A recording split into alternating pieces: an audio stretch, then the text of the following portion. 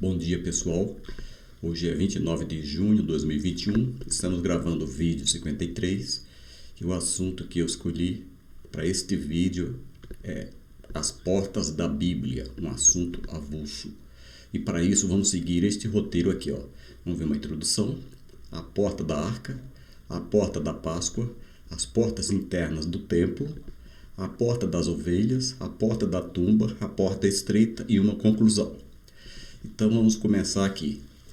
A mensagem mais importante do mundo é encontrada na Bíblia e é chamada Evangelho. Esse Evangelho pode ser visto na história bíblica ao passar uma série de portas monumentais que apontam para a pessoa e obra de Jesus Cristo.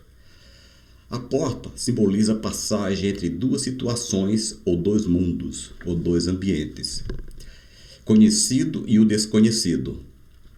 Tem assim o caráter de revelar algo. Então, quando a gente passa uma porta, está passando de um ambiente para outro. Então, algo vai ser revelado. Então, veremos nesse estudo algumas portas mencionadas na Bíblia. A primeira delas, a porta da arca. Eu vou ler aqui Gênesis capítulo 7, verso 1, diz assim, ó. Então o Senhor disse a Noé: entre na arca, você e toda a sua família, porque você é o único justo que encontrei nesta geração.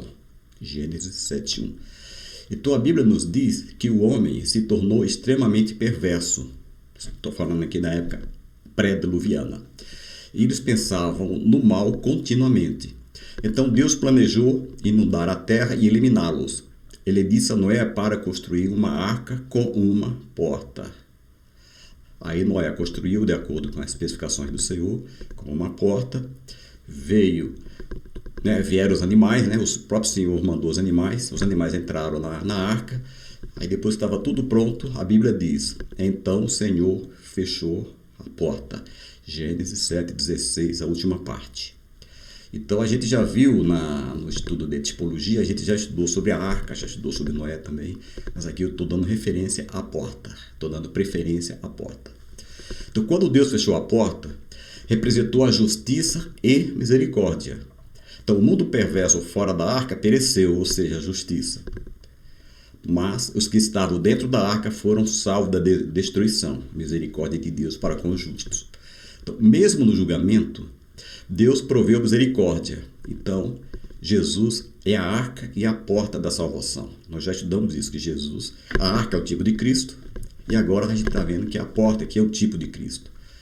Olha o que diz aqui, agora no Novo Testamento, João falando aqui, ó. Eu sou a porta. Quem entra por mim será salvo.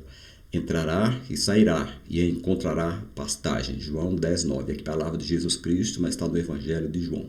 Então, o Senhor Jesus, ele é a porta. Quem entra por mim, ou seja, quem aceitar Jesus, será salvo. Assim como a família de Noé passou por uma porta para ser salva, nós também devemos passar por uma porta, que é Jesus. Aqueles fora de Cristo perecerão, mas aqueles em Cristo serão salvos. Então, só tem uma maneira da pessoa ser salva. É aceitando Jesus Cristo, a porta, que foi simbolizada lá na arca de Noé. Então, olha só, eu peguei duas ilustrações da arca de Noé. Então, aqui está Noé, sua família. Então, era Noé, sua esposa, 3 filhos e 3 noras. Aqui a porta da arca, os animais. Então, vieram um casal de cada espécie, entraram na arca. Depois, tudo pronto, Deus fechou. Aí, quando Deus fechou, olha só, a arca aqui, ó. Então, por mais que chovia, a arca ia subindo, ela acompanhava, ela estava sempre na superfície. Quem estava lá dentro se salvou. Então, essa arca aqui é um tipo de Cristo. E a porta também é um tipo de Cristo. Então, quem entrou pela porta, ou seja, trocou de ambiente. Aqui, quem está aqui dentro está separado dos ímpios. Então, aqui dentro estão os justos. Então, os justos foram salvos. A porta da Páscoa. Nós chamamos porta da Páscoa, já vou explicar por quê. Lá em Êxodo, estava acontecendo aquelas 10 pragas do Egito, Então o Senhor falou, na última praga, falou para Moisés, passa então um pouco do sangue nas laterais e nas vigas superiores das portas das casas nas quais vocês comerão o animal. Essa ordem aqui foi específica para os israelitas. Então Moisés instruiu os israelitas que matassem um cordeiro e colocassem o sangue vamos chamar de moldura das portas. Numa versão fala umbrais das portas, tá? Mas aqui também diz nas laterais, no NVI. Então, o sangue será um sinal para indicar as casas em que vocês estiverem. Quando eu vir o sangue, passarei adiante. A praga da destruição não os atingirá quando eu ferir o Egito. Essa aqui foi a 10ª e última praga do Egito. Interessante que o sangue tem a cor vermelha, né? Então, o anjo da destruição vinha destruindo. Se tinha um sinal vermelho, ou seja, sangue, ele parava. Ali não posso destruir. Equivalente ao nosso semáforo, né? Você tem um cruzamento. Você vem, o sinal está vermelho, você para. Senão vai acontecer um acidente. Tá? Aí vem assim, ó. Aproximadamente 1500 anos após o dilúvio. Então, o dilúvio aconteceu por volta de 1000, 1100, né? Depois de Adão.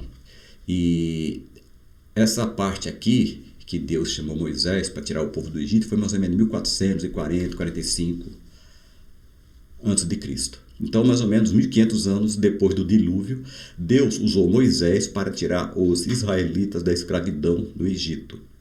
Então, na noite anterior à sua libertação, o Senhor instituiu a Páscoa. Os israelitas foram instruídos a sacrificar um cordeiro sem defeito, porque esse cordeiro apontava para Cristo, né? E Cristo é sem defeito. E depois colocar um pouco do sangue do cordeiro nas molduras das portas. Eles foram então poupados, aqueles que puseram, né, o sangue na moldura das portas. Da 10ª praga, a destruição do primogênito. Então, essa 10ª e última praga, Deus destruiu o primogênito dos egípcios, mas como os israelitas moravam no Egito, Deus colocou esse sinal, né? Então seria o sangue do cordeiro, uma espécie de senha para o anjo destruidor. Olha, protegidos do julgamento de Deus pelo sangue de um cordeiro. Então aqui já apontava para Cristo, que Cristo é o cordeiro de Deus que tira o pecado do mundo. A gente já estudou isso. Então, hoje temos um substituto perfeito. Lembra que o cordeiro tinha que ser sem defeito, tinha que ser perfeito. Um substituto perfeito, Jesus Cristo, chamado Cordeiro de Deus. Então Jesus é a nossa Páscoa. E a sua morte sacrificial na cruz tira o pecado do mundo. Então hoje não precisa mais, né, desse sacrifício, dessa cerimônia de matar o cordeiro, porque Jesus já fez o sacrifício por nós. Então aqui, ó, a porta da Páscoa. Então a orientação que Deus deu para Moisés fala para os israelitas, ou seja, fala para o meu povo, colocar o sangue, né, daquele cordeiro nas molduras. Aí o anjo vem, ele vem destruindo tudo. Quando chegar aqui, opa, sinal vermelho. Ele passa por cima, não faz mal a essa casa, e vai ferindo a outra, vai ferindo. Então, esse passar por cima, no hebraico, é Pessar, que traduzido para o português virou Páscoa. Significa passar por cima. Então, no hebraico é Pessar, e no inglês é Passover, passar sobre, passar por cima. Passover, no hebraico Pessar, no português Páscoa. Então, o anjo vinha, né? Tem sangue? Passa por cima, ou seja, pula essa, pega a próxima. Tem sangue? Pula também. E quem não tem, ele entrava e destruía o primogênito. Agora vamos ver as portas internas do templo. Pois é impossível que sangue de touros e bodes tire pecados. Está lá no livro de Hebreus 10:4. Nós vamos, no final desse slide aqui, a gente vai explicar. Então, quase 500 anos depois de Moisés, o rei Salomão construiu o primeiro templo em Jerusalém. Lembrando que Davi teve essa ideia, ele sonhou em construir o templo. Na verdade, ele adquiriu todo o material, terreno, tudo. Mas como ele era um homem de guerra, né, tinha muito sangue nas mãos, Deus não permitiu que ele construísse, mas prometeu que o seu filho Salomão, que é homem de paz, construísse o templo. Então, 2 portas foram colocadas na entrada do santuário interno, o lugar da santa presença de Deus. Então, como o pecado nos separa de Deus, Isaías fala isso, apenas o sumo sacerdote, cerimonialmente limpo, poderia entrar por essas portas. Eu vou explicar já com o próximo desenho. Isso acontecia apenas uma vez por ano, no dia sagrado do Yom Kippur. Então, dia do perdão. Dia do perdão é um feriado muito especial para os judeus. Quando o sacerdote trazia o sangue de um sacrifício para a presença do Senhor, para cobrir os pecados do povo. Detalhe, cobria, ele não tirava o pecado. ou seja, ele cobria, era um ato assim, provisório.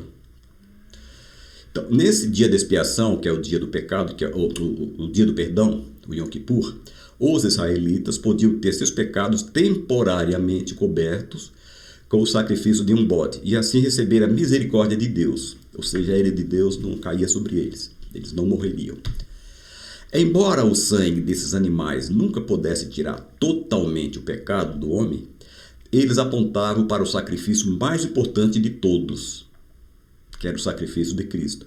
Então, Jesus obteve a redenção eterna para nós, através da oferta, sem pecado, porque ele não cometeu pecado nenhum, uma vez por todas, ou seja, não precisa mais ficar matando bode, nem touro, nem cordeiro, uma vez por todas, né? Oferta sem pecado, né? De si mesmo a Deus, como um sacrifício pelo pecado. Então, ele é o nosso cordeiro pascal, Jesus Cristo. Então, aqui eu tenho uma planta, né, do templo de Salomão. Então, aqui tinha o pátio exterior, a bacia de bronze, mais ou menos imitou a planta do tabernáculo. Aqui o altar do holocausto. O pecador ele só tinha acesso até aqui, ó. Ele trazia o animal, né, até aqui. Aqui era só o sacerdote. Para entrar aqui, então, ó, veja bem, aqui já é o lugar santo do santo e lugar santo. Então, tinha essa porta, uma porta, duas portas.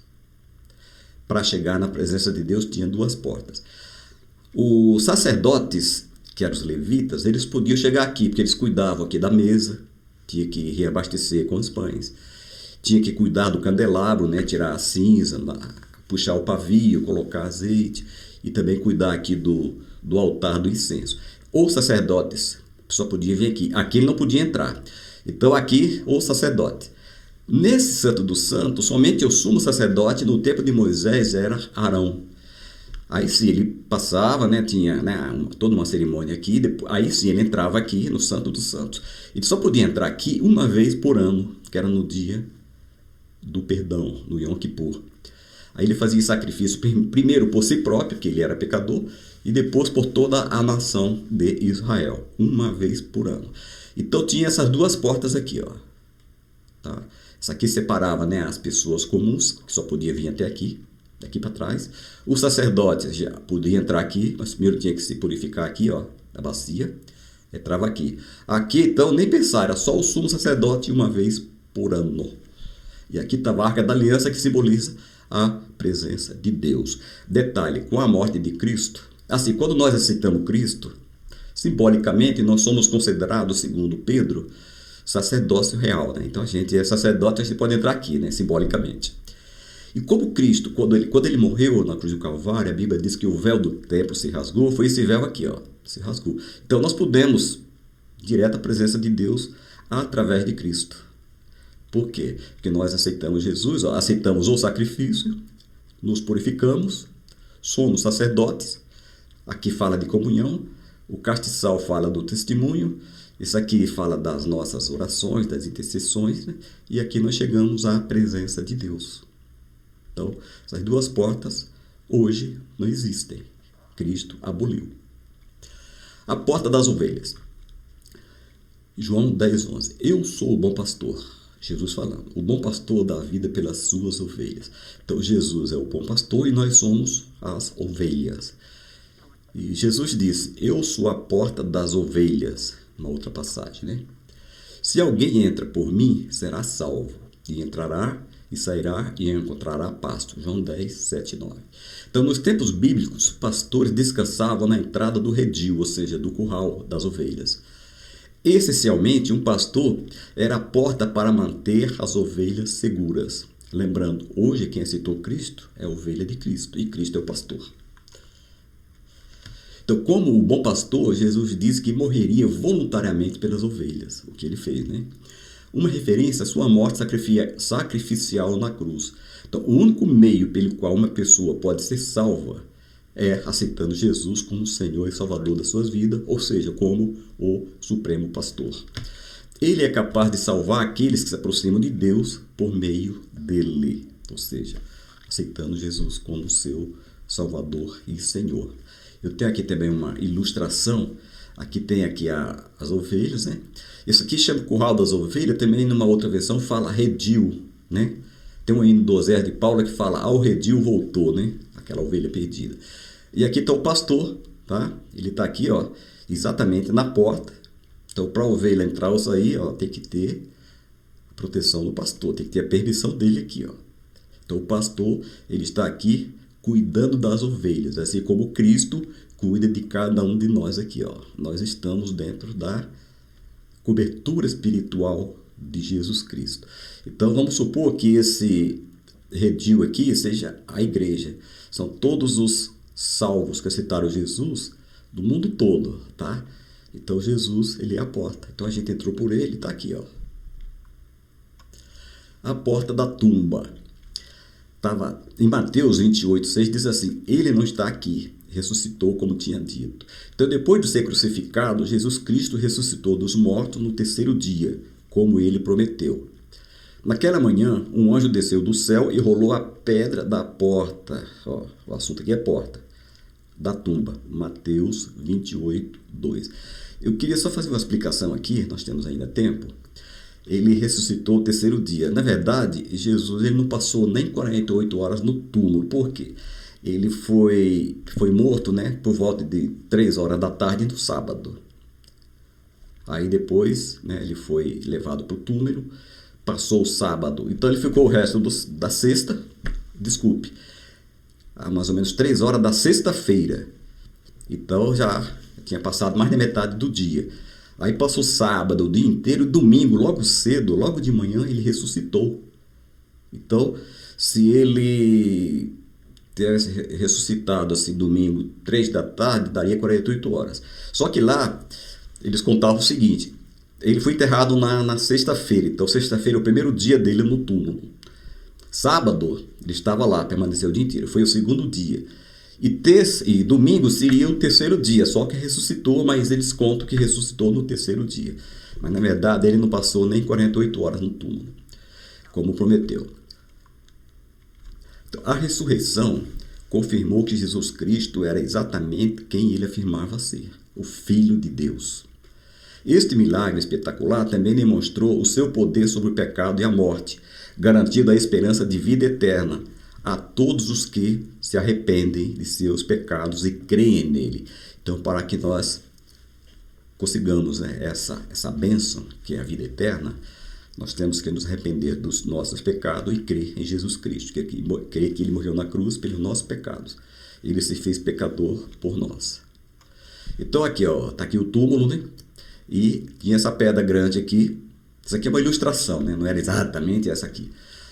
Aí a Bíblia diz que no terceiro dia, né, o anjo desceu do céu, rolou a pedra e Jesus ressuscitou. Na verdade, nem precisava rolar a pedra para ele sair, porque eu me lembro de uma passagem que tem, depois que ele, nesse dia aqui, depois que ele ressuscitou, os discípulos estavam trancados, né, com medo até dos romanos, represália, e Jesus entrou, atravessou a parede, estava tudo fechado, Jesus entrou. Então, da mesma forma, ele poderia sair daqui. Mas o nosso assunto aqui é porta, né? Então, o anjo, né? Deus mandou, tire essa pedra, né? Tire. Aí Jesus ressuscitou. Essa pedra aqui, ela estava dizendo o seguinte, estava separando, né? O Redentor da humanidade, o Salvador da humanidade, Jesus, do restante. Então, eram 2 ambientes. Então, aqui estaria para acontecer um milagre, né? Então, Jesus saiu e veio, apresentou-se aos seus discípulos, né? Eles tomaram um susto, né? Estavam lá tudo trancado, né? Chorando, choramingando de luto que Cristo morreu. De repente Jesus entra, paz seja convosco. Ele deve ter tomado um susto tremendo. Então nem precisava, mas está no plano de Deus, né? Então o anjo rolou a pedra e Jesus ressuscitou. Agora vamos falar da porta estreita. Entrem pela porta estreita, pois larga é a porta e amplo o caminho que leva à perdição. E são muitos os que entram por ela, ou seja, pela porta larga. Então, como é estreita a porta e apertado o caminho que leva à vida, são poucos os que a encontram.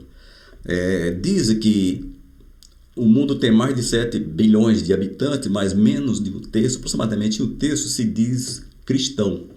Tá? Então, é minoria.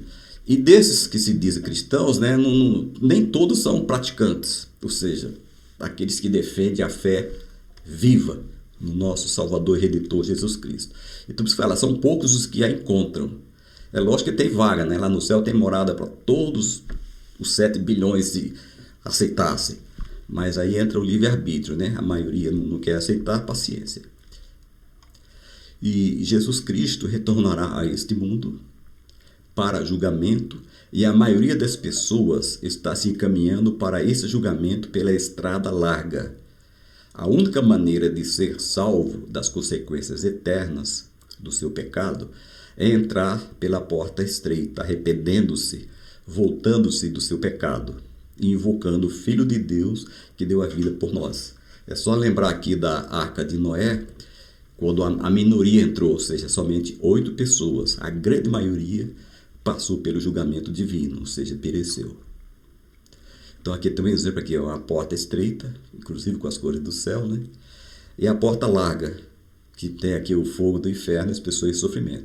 Então a maioria opta em fazer o que bem entende, né? Desobedecer a palavra de Deus, em afrontar o nome do Senhor Deus, levar a vida do jeito que quer e não quer saber de ter uma vida disciplinada, uma vida voltada para os princípios bíblicos. Porque aqui, para entrar na porta estreita, o que significa isso? Nós temos que deixar muita coisa do lado de fora. O orgulho, a soberba, a cobiça, um monte de coisa, a idolatria, tem que deixar tudo, senão não passa. Tá? E aqui não, aqui a pessoa para levar o que quiser. Aí, essa é a diferença, a porta estreita para a porta larga. Houve uma porta na arca que salvou Noé e sua família no dilúvio. Da mesma forma, há apenas uma porta que pode nos salvar do julgamento eterno. Jesus Cristo é essa porta. A Bíblia afirma que agora é o dia da salvação. Se ainda não o fez, você abandonará seus pecados e invocará o Senhor Jesus ressuscitado para salvá-lo? É uma pergunta que eu faço. Você quer fazer isso? Então, pela fé, entre na única porta que leva à vida eterna hoje. Ou seja, confesse que Jesus Cristo é o Senhor, arrependa-se dos seus pecados, né? Procure uma igreja, uma família que possa te orientar nos próximos passos e assim você vai ter a vida eterna garantida. Você vai ter o passaporte e o visto para a vida eterna. Que a gente tem 2 formas de passar para a eternidade, né? Ou pela morte, ou quando Cristo vier buscar a sua igreja. Então, estou falando do salvo, né? Então, arrebatamento da igreja, se a gente participar da geração que será arrebatada, ou através da morte. Então, é isso que eu tinha, né? Algumas portas da Bíblia, são várias portas. Eu peguei algumas que apontam para a pessoa e obra de Jesus Cristo, né? E com isso a gente termina o vídeo 53. Se você gostou, deixa o seu like. Para ver este e outros vídeos, pode ir no YouTube e no campo de pesquisa, você escreve meu nome, Joel Martins da Silva, SJC, que é para diferenciar de outros homônimos que eu tenho. E você vai ter os vídeos lá. Se você quiser o vídeo, por exemplo, 15, Joel Martins da Silva, SJC, espaço 15, já vai direto do vídeo 15. Então, que Deus nos abençoe. Até o próximo vídeo, se Deus nos permitir.